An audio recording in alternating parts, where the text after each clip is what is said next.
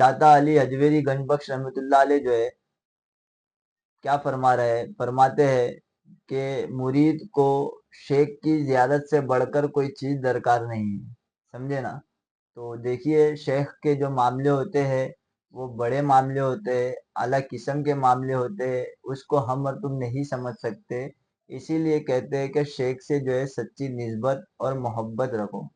جیسا کہ دیکھیے شیخ جو ہے وہ فنا فی شیخ، فنا فی الرسول، فنا فی اللہ اور بقا باللہ کی منزل پر فائز ہوتا ہے، وہ قرب الہی کو پا لیا ہوتا ہے، اللہ کی معرفت میں وہ مست ہوتا ہے۔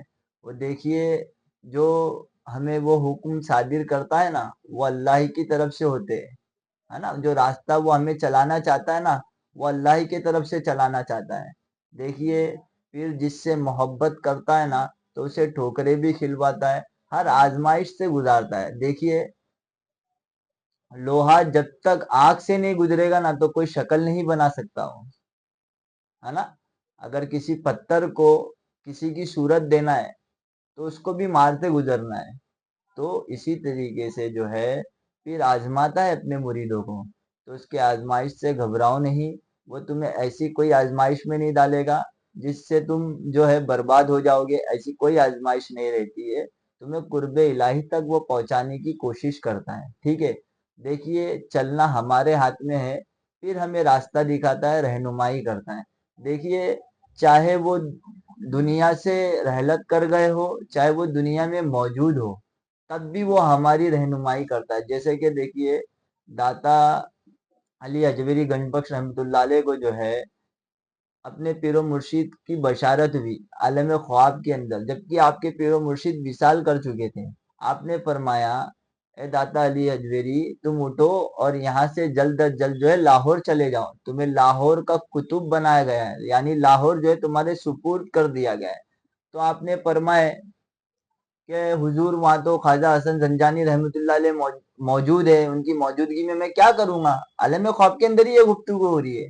تو آپ کے شیخ فرماتے ہیں اے علی حجویری جاتا بحث اور مباحثہ مت کرو، آپ اٹھو اور ترنت ابھی روانہ ہو جاؤ، تمہیں لاہور پہنچنا ہے۔ تو آپ جو صبح اٹھ کے جو ہے لاہور کے لیے نکل پڑے۔ آپ جب پہنچے تو رات کافی ہو چکی تھی، تو آپ نے جو شہر کے باہر ہی مطلب وہ شہر کے باہر ہی جو ہے رات میں قیام کیا آپ نے۔ اب جب صبح ہوئی تو آپ جو شہر میں داخل ہوئے، شہر میں جب داخل ہوئے کہ دیکھے ایک جنازہ آ رہا ہے، تو لوگوں سے پوچھا کہ بھئی یہ جنازہ کن کا ہے، کس کا لے جا رہے ہو جنازہ؟ تو لوگوں نے کہا یہ خواجہ حسن زنجانی رحمۃ اللہ علیہ کا جنازہ ہے۔ تو آپ جو ہے اس میں شرکت کیے اور آپ نے جو ہے نماز جنازہ کو مطلب نماز جنازہ آپ نے پڑھایا اور آپ نے پوری زندگی وہاں پر سکونت اختیار کر لی۔ تو کہنے کا مطلب دوستو میرا یہ ہے، دیکھیے شیخ وصال کے بعد بھی جو ہے ہماری رہنمائی کر رہا ہے، اور اس کے لیے کوئی بڑی بات نہیں ہے اللہ تبارک و تعالیٰ کے لیے، اللہ کی قدرت میں ہے۔ کیا ہوتا ہے معلوم ہے، جب اس راہ میں ہم آتے ہیں نا تو ہمیں سب سے پہلے منزل پناہ شیخ کی دی جاتی ہے، یعنی صورت کو یاد کر لینا ہے، جہاں بھی دیکھو شیخ کی صورت نظر آنی چاہیے۔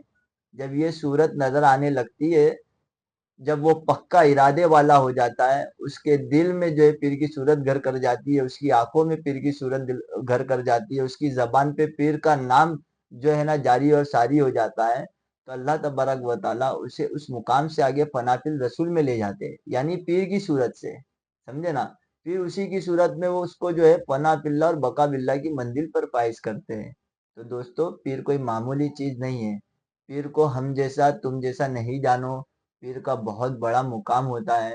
کیا ہوتا ہے معلوم ہے، اکثر جو ہے نا دیکھیے گھر میں مہمان وغیرہ بھی آتے ہیں نا، آتے نہیں آتے، تو ہم ان کی خاطرداری تو کرتے ہے نا، پھر دل میں ملال آتا ہے یار ہم نے ان کی خاطرداری کی ہے، انہوں نے کچھ نہیں کیا۔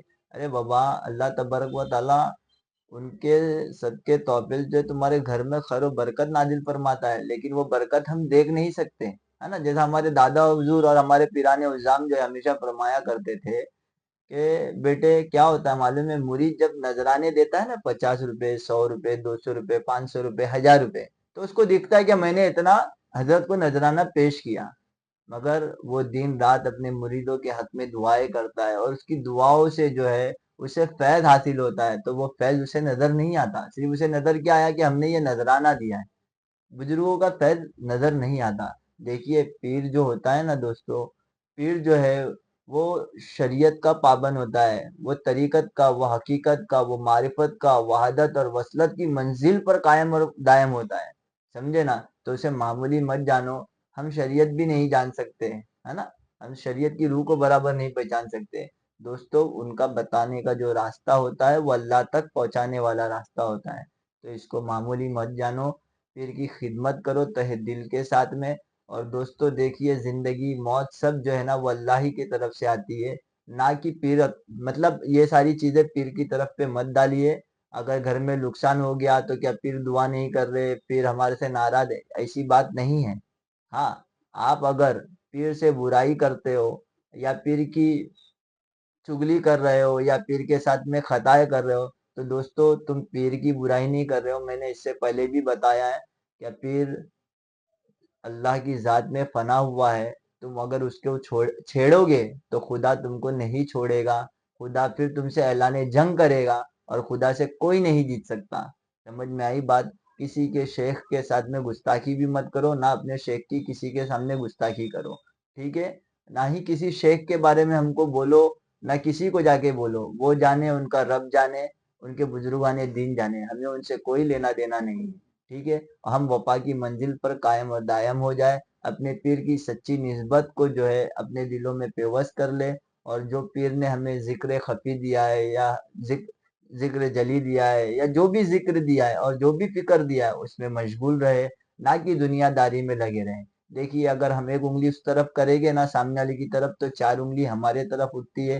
तो अपनी इस्लाह करे, नफ्स से जो है छुटकारा पाले, यानी नफ्स की जो चाहत है, नफ्स अलग अलग तरीके से बहकाती है, उससे रुके। हमेशा उसके अपोजिट काम करे। अगर वो कुछ कहने के लिए कुछ करने कहती है तो उसको तुरंत ना करे, रुक जाए। अच्छी चीजें बुरी चीजें वो सारी मांगती है। देखिए जितने अच्छे ख्याल अगर तुम्हारी तरफ आ रहे हैं, यानी किसी की मदद करना, किसी की खिदमत करना, कोई बुढ़िया जा रही या बूढ़ा इंसान जा रहा है, उसके हाथ में कुछ वजन चीज है तो उससे लेकर उसके जगह तक पहुंचा देना, ये तमाम चीज, किसी को पानी पिलाना, भूखे को खाना खिलाना, कब्रों पर जाकर पानी डालना, मस्जिदों में जाकर साफ सफाई करना, ये तमाम जो इतनी भी अच्छी चीज है वो अल्लाह की तरफ से आती है। और जितनी बद चीजें हैं, जितनी भी बुरी चीजें हैं, वो तमाम के तमाम तुम्हारी नफ्स यानी शैतान की तरफ से आती है। नफ्स में अल्लाह तबारक व ताला ने दोनों भी चीजें दे रखी है, अच्छाई और बुराई। इख्तियार तुम्हारा है। हालांकि जिस्म में कुछ भी हमारा नहीं है, जो कुछ है सब कुछ अल्लाह का है। आंख अल्लाह की, नाक अल्लाह का, जबान अल्लाह की, आवाज अल्लाह की, कान अल्लाह के, हाथ अल्लाह के, सब अल्लाह के। हमारा इसमें कुछ भी नहीं है। सिर्फ अल्लाह ने कुरान मजीद में फरमाया तुम्हें इख्तियार दिया हूं, है ना? दो रास्ते हैं, एक जन्नत की तरफ जा रहा है, एक जहन्नुम की तरफ जा रहा है। तुम उसे चॉइस कर लो, यानी पसंद कर लो तुम्हें कौन सा रास्ता चलना है। तो अल्लाह ने अक्ले सलीम इसीलिए दिया है। हम जो कर रहे हैं वो काम देखो, अच्छा है या बुरा है। अच्छा है तो यकीनन करो, बुरा है तो उसको मत करो। ठीक है? इंशाल्लाह हम जो है बहुत जल्द जो है अलग टॉपिक लेके आएंगे और इंशाल्लाह बहुत जल्द आएंगे। और इंशाल्लाह एक अच्छे मौजू के ऊपर जो है कुछ ना कुछ गुफ्तगू करेंगे। ऐसा तो हम आलिम तो है नहीं, बस खाक पाए पीर है। पीर के कदमों को चूम चूम के बस वो जबान से निकालते हैं और हम कह देते हैं।